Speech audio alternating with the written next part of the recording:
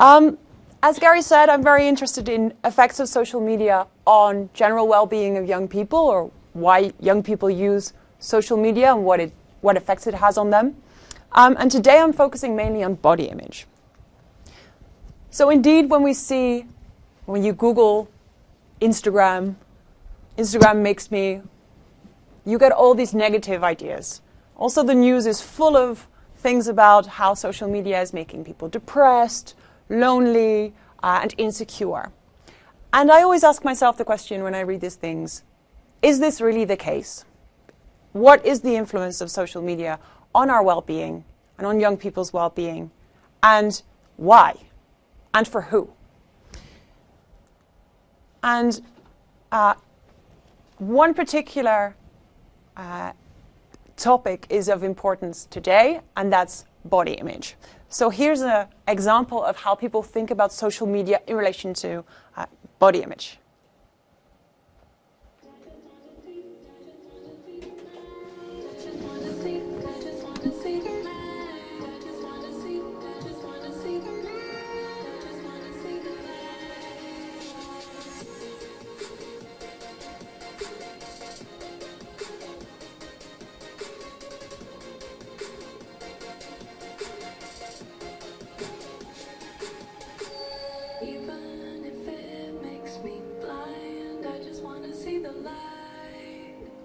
Breathe in, leave it all behind. I just want to see the light. Even if it makes me blind, I just want to see the light. Breathe in, leave it all behind.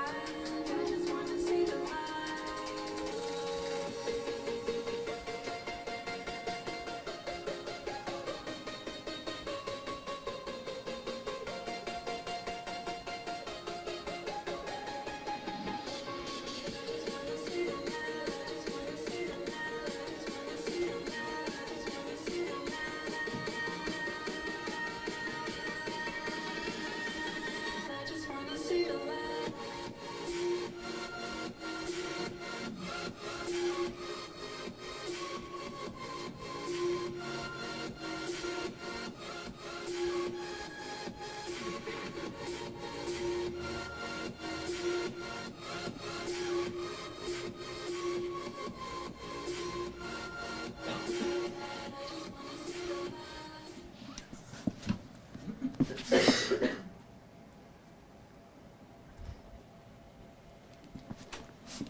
All right.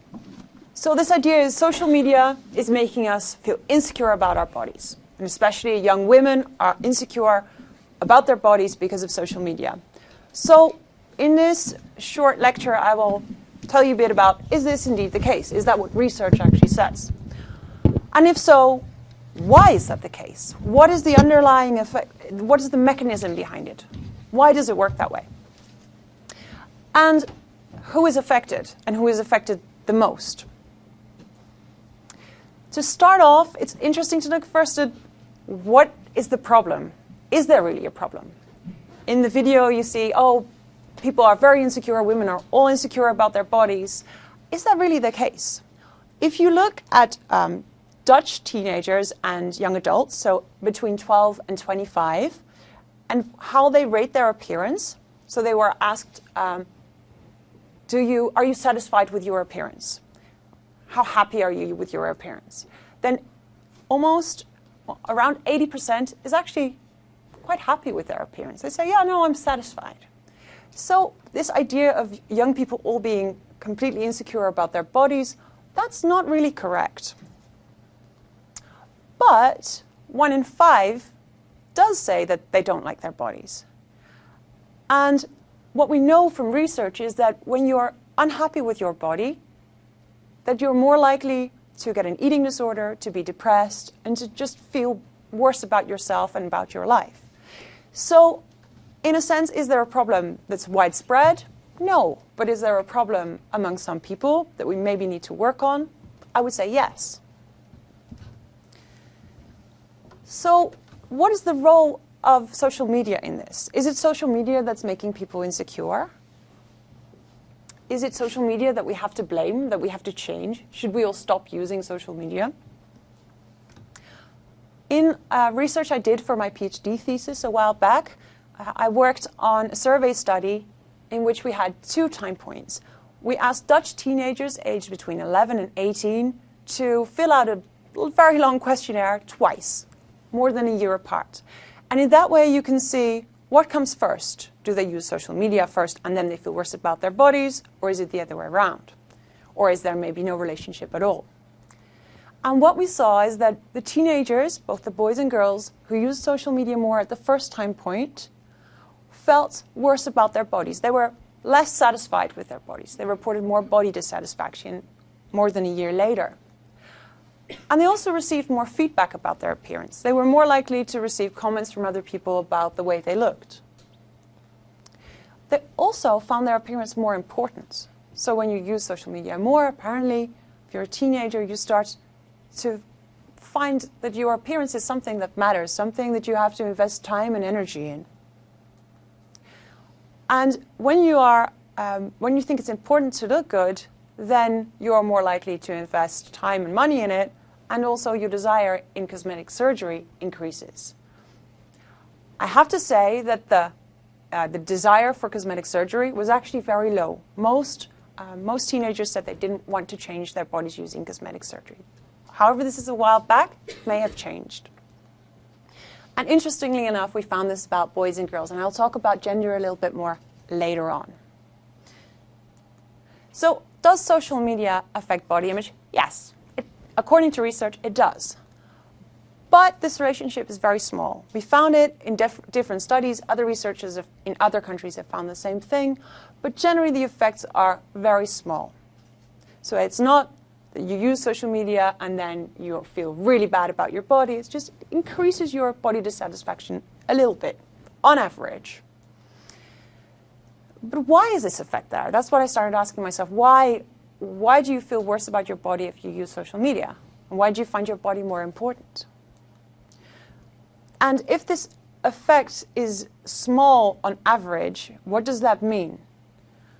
Is it maybe the case that for some people there's a really big effect, and for other people there is no effect? It's a question we're trying to find the answer to. So, to the first question, why does social media influence body image? Well, on social media there's a lot of social information. And social information is the information that we have about other people.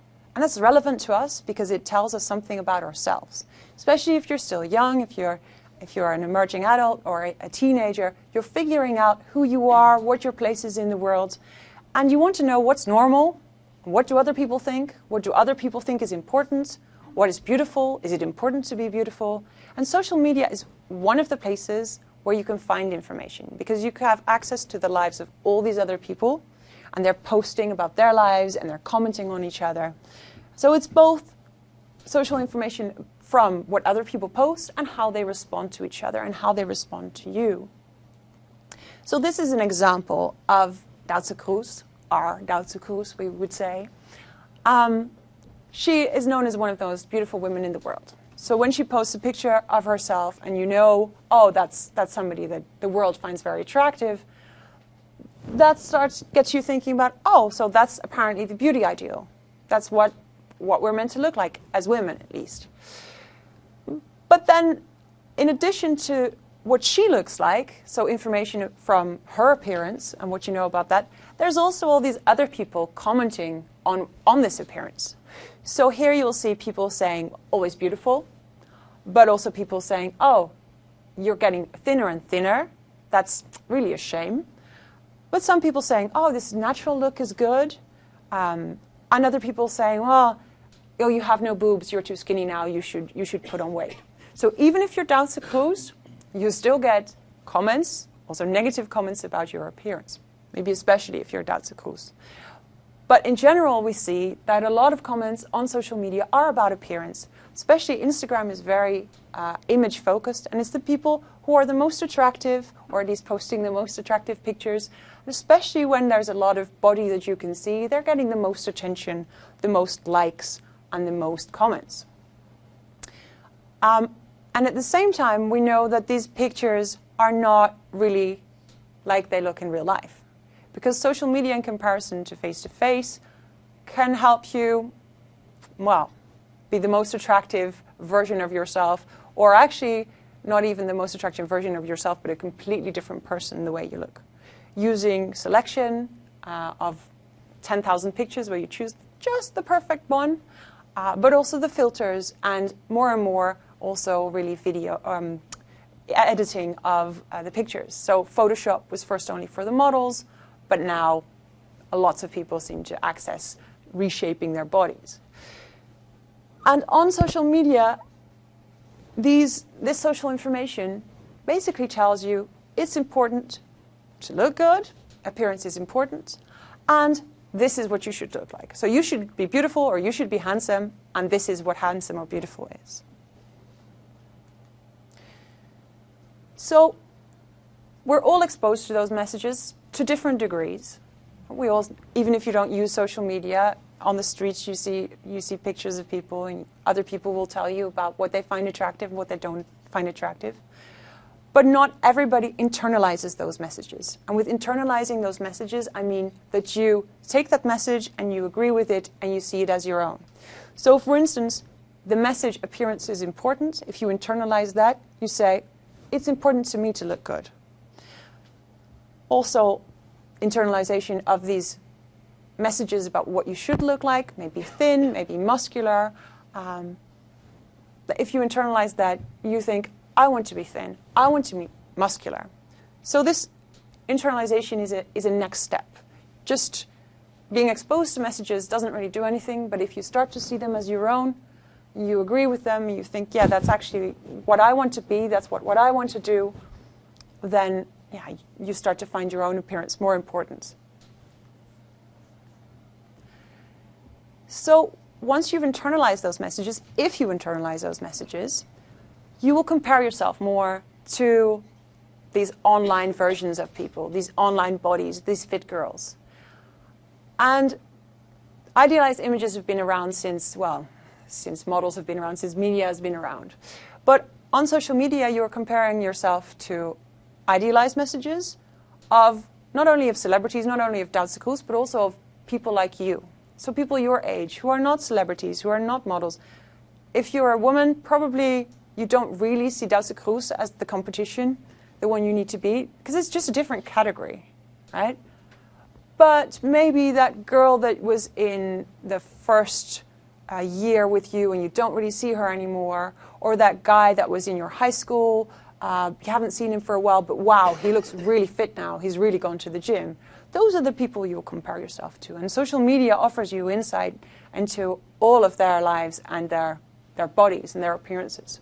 So you're more likely to compare yourself, we know that from research, to people who are like you, people that are peers rather than celebrities. And in comparison to all these idealized pictures, probably you will be less attractive, right? Because if you're comparing yourself in real life, what you see in the mirror, to somebody else's filtered, selected version, probably you're going to feel worse.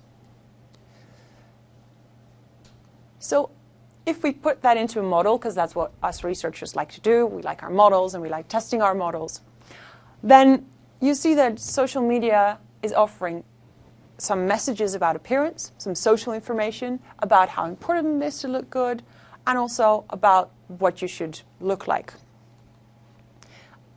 And you can internalize those messages and start to think, actually, I also want to be skinny, or I also want to be very muscular. And as a result, you can compare yourself to other people that are maybe skinnier, or maybe more muscular, or at least look like that on the pictures. And then you'll probably feel less satisfied about your body. And you'll also find your body more important, your appearance more important. And if those two collide, so you think it's very important to look attractive, and at the same time you don't really think you are attractive, then you'll start changing your appearance. Then you'll start dieting, or at least have the desire to do that. If you think you're not handsome, you're not attractive, but you really don't care what you look like because you have other things going on in your life that you find more important, you're not going to spend time and money on your appearance because you have better things to do, right? So we often talk only about body dissatisfaction, but it's actually that body importance, so how much emphasis and time and energy you want to place on what you look like, that's actually a very important driving factor too. So over to a research example. This is research that was conducted at in the University in Nijmegen, the Radboud University. And they looked at these idealized bodies. So what do these filtered, manipulated bodies, what does viewing that do to the body image of adolescent girls? So they did an experiment among girls aged 14 to 18, and they showed them either manipulated Instagram pictures, so selfies, or non-manipulated Instagram pictures. And what they saw is that the girls who had viewed the manipulated pictures, so the ones with the filters and where you see the bodies were altered, these are the actual images that they used, part of the images. So here you can see that there is some alteration going on with the waist. The girls who saw these kind of pictures, they felt worse about their bodies. They were less satisfied with their bodies. And what's also interesting is that they saw, because we say, oh, but everybody knows that it's all manipulated, even the girls in high school, they all know. Actually, it was very difficult to see. For me, even though this is my field, it's difficult for me to see which images are manipulated, and which are not. And this is also what the teenage girls said. They found the manipulated images very attractive, and they found them also very realistic. And they often didn't really realize that they were reshaped. What we saw is that there was, again, a small effect on average, so a small difference between the two groups on average, but the girls who said, I often compare myself to other people, they were more vulnerable to the effects. So when they saw the manipulated pictures, Instagram pictures, they were really more likely to feel bad about their bodies. Whereas when people said, no, I don't really compare myself to other people, they weren't really affected. So that's also what I've seen in other research, not just in body image research, but we conducted an experiment, this time among students. And there we saw that not everybody compares and despairs, we call it that way. So we asked students to they either viewed positive posts by strangers on Instagram or neutral or no posts. And we asked them about several things, but also about how often do you compare yourself to other people in general? And when you do that, is it mostly negative or is it positive? And we saw, as expected, that when people said, I often compare myself to other people, that's something I generally do, when they viewed those positive posts, they felt less happy, which is what you expect. Other people are happy, you're seeing them be happy, and then you feel, oh, my life is really not that great. But what was interesting is that people who said, no, I don't really compare myself to other people, when they saw those positive posts, they actually felt happier. So what we think is going on is that those people are seeing these pictures and thinking, people are happy, the world is a nice place, everybody's happy, I'm happy. Right? So if you're comparing yourself to other people's positive lives and positive bodies, then you feel you're comparing their lives with yours, and then you think, oh, I'm worse off. Whereas if you're seeing them be happy, and you're not relating it to yourself, not comparing yourself, yeah, you're actually happier yourself. So that could be the same for appearance-related posts. In general, research is very clear, and also I think many people would agree, comparing yourself to other people in general is not really a good idea, especially if you're likely to say, oh, actually, I feel worse than other people. But what can you do about it, about social comparison? I mean, it's something that we often do automatically, and we often don't even realize that we're doing it. But one thing that may help is media literacy. And media literacy is a very broad concept, but one of the things is that you're critical of the things that you see in the media, that you're aware that things are manipulated and that they're there, for instance, to sell you things. In Australia, they conducted an experiment among adolescent girls, and they viewed thin ideal images. And those are images, in this case it was advertisements, where the model is very slim. and very happy, usually. Because if you're slim, then you're happy. That's often the idea behind it. And then before and after, they measured body dissatisfaction, so they completed measures. So they all viewed those thin ideal images, but one group didn't get really any instructions. They were just told to do something, just do a small task. Others were asked to actually compare themselves to the image. So they were asked questions with, like, do you look like this model? Or are you the same weight? So really inducing this social comparison, this body comparison. Other group was asked about peer norms. So what do your friends think about their body image? Do you often talk about your bodies? And the girls who were instructed to compare themselves to these thin ideal images, they felt worse about their bodies, but only if they were low in critical thinking about media and high in appearance internalization. So, and also if they were low in critical thinking and realism, skepticism, and high in appearance comparison. So what we see is if you're critical about media and you're aware that this is not realistic and that these images are manipulated, then you're protected somewhat against these effects of social comparison and body comparison. So far it's all been about what can you do to change, and it's your personality and you're comparing, but what can we do to other people who we think, well, they're not happy about their bodies, or maybe you're a parent, or you will be someday, and you feel like, I don't want my children or my cousins, I don't want them to be insecure about their bodies. What can we do? Well, we looked at what social relationships can do. So in this case, we looked at mother and father relationships with their adolescents. And again, we conducted a survey, this time only at one time point, among adolescents aged between 12 and 19. This was actually a thesis of one of our students, Pauline van der Boom. And she was interested in, okay, we know that now that there's a relationship between social media and body dissatisfaction, but what's the role of parents in this? And what we found is that among the adolescents who had a really good relationship with their mother, there was no effect or no relationship between social media and body dissatisfaction. So for them, it didn't matter how much social media they used, it didn't affect their body image. And in general, we also see that in addition to this protective effect, we know that if you have a good relationship with your mother, then you're more likely to feel happy in general, and also to have a more positive attitude towards your body. But it also protects against other negative influences such as the media, such as social media.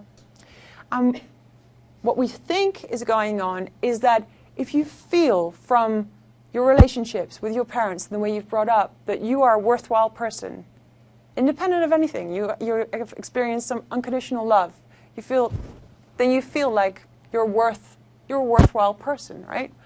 And if you feel like a worthwhile person, then there's no need to internalize these messages about, oh, if you're thin enough, then you're good. Or if you're fit enough, then you're good. And then there's also no need to compare to other people because you're already happy with yourself and your life.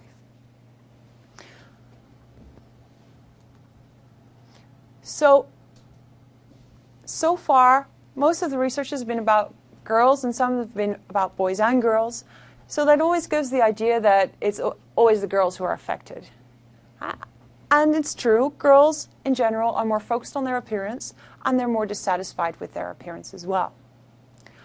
But the effects of social media are actually the same for boys and girls. We don't really find any differences. So although girls are more unhappy with their bodies, the contribution of social media, it's the same. So I always urge everybody to don't forget the boys. And if you see some of the images that guys are confronted with and the bodies that are considered ideal, and they're also very unrealistic. To give you an example. So to recap, who's affected the most? people who really compare themselves to other people, right? They're affected more. And also people who are less critical towards media and less media literate, when they find it very realistic what's portrayed in the media. But also people who have less positive relationships, in this case with their mothers. We didn't find any effects of fathers, which was interesting, and it still needed to test the effects of friends and of other family members. And so boys and girls are affected by social media equally. Now, so far I've said, oh, social media is very much appearance-based and it's all, fit girls. That's of course not true. I think many of you will have an Instagram feed where there's not so much going on about fit girls or appearance or dieting. Maybe you don't even have any images of people in general. Maybe you're following, for instance, more quotes. So for instance, if you are an avid Pinterester, if that's a word, then maybe you have come across all these quotes which are about loving yourself, self-love, and that's also a part of social media. So it's not just the fit girls, and you're choosing who you're going to follow and what content you're going to see. And some colleagues, Amy Slater and her colleagues, they looked at the influence of those different types of content. Again, under undergraduate students. And what they did is they showed them either more appearance-neutral posts or self-compassion quotes, such as treat yourself as you would a good friend, or fitspiration, or a combination of fitspiration and those self-compassion quotes. And what they found is that the group who had been shown the self-compassion quotes, they reported greater body satisfaction. So they were happier with their bodies. They also appreciated their bodies more. They also had more self-compassion, like in the quotes, and they felt happier, so less bad mood. And even the combination of a fitspiration image and a self-compassionate quote had less or had more positive outcomes than just fitspiration. So even if you have an Instagram feed which has fitspiration and self-compassion, that's always better than to just have fitspiration for your body image and your mood and your self-compassion, according to this study. So to wrap up, is social media to blame for body image? Well, effects on body image of social media are consistent, but they're small. And the effects really depend on the person. So it really depends on, are you comparing yourself to other people? What are your social relationships like? And the effects also depend on what you're doing on social media. Are you following all the fit girls, or are you looking at self-compassionate quotes, or maybe something completely different? And what we also shouldn't forget is that there are many, many other factors. So those appearance messages that I was talking about in the beginning, they don't just come from social media. They come from your parents, they come from your friends, they come from other media, they come from all over the place. So it's always good to keep that in mind. So social media to blame? I would say no. But social media can be a factor to take into account when you're worried about body image. So especially when people are already vulnerable, when they are unhappy, don't have a good relationship with their parents, are feeling very insecure already, then it's good to think about, especially about social media use. What are they looking? Is that helping, or is that detrimental to their well-being? So what can we do? If you say, well, actually, I'm worried about this. I think it is negatively affecting me, or it's negatively affecting a friend or a family member. Well, I would say a mindful approach to social media. So that doesn't mean stop using social media altogether, but how often do you actually review what you're looking at on social media? How often do you actually look at your account and say, well, I'm following that person, I just viewed that post, actually that's not making me very happy at all. Or, oh, I see that I'm following a lot of fit girls, that's actually not, this is all about appearance, but it's actually not so important to me. So if you do that and you really in the moment are aware of what you're looking at and what it's doing to you, then you can make decisions. Then you can think, that's actually not what I want to be doing. I don't want to be following all these fit girls because I don't find it that important. Or I do want to do that because it is important to me. That's okay too. But the thing is to make an informed decision, and often we think it's not influencing me at all, but it is influencing other people. We call it the third person effect. It's like advertising. Everybody thinks adverts don't affect me, but there's so much money being spent on advertising, so it probably does work. So the idea is, look at it in the moment. Look at who you're following and how you feel every time that you're on Instagram or on Snapchat or on Facebook, and evaluate what you're doing. And be critical.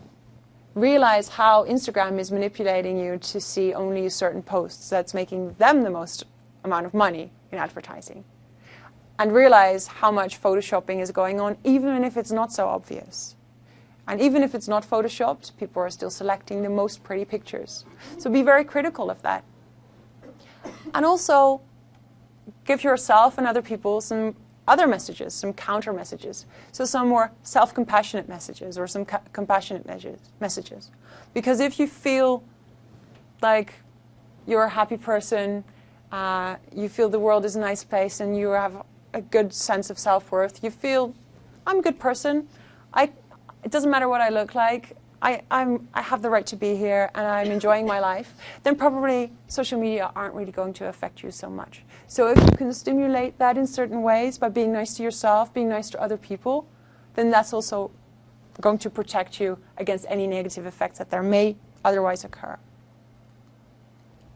So that was what I wanted to inspire you to do.